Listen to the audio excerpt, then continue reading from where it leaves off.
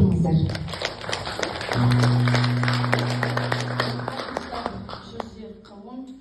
Жалпы өкпелеп, тоң теріс болып қалсам да, адам баласына шығыспайды екен.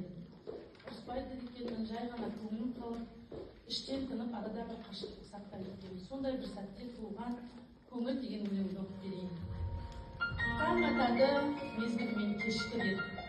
Пенде деген уақыт құнын кеш білер. Үстіңдегі тозған көйлек секілді, кей сәттерде көңілімді ескілер.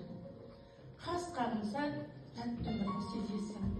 Айналаның бар әдемі әп-әсем, тіршіліктің бар шуағы өзіңде, бақыт дедің жаңа сен. Кейде ойлайсың, шегі жоқ деп достықтың, сырласатын таусылмайды күніміз. Көңіл деген бірақ сәтте кірлейді, бар уақыт іздеп шықпай қалар үніміз.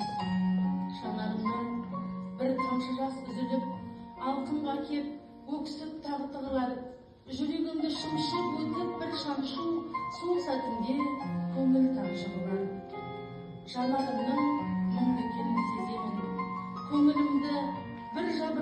Көңілім бір жабырқау күй кешеді.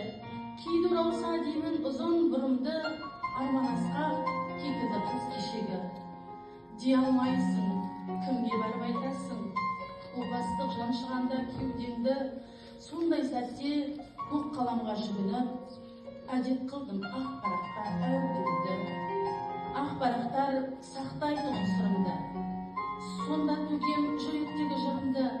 Кей сәттерде жырға түскен ойларым көрсетеді бейқам өмір сүруді.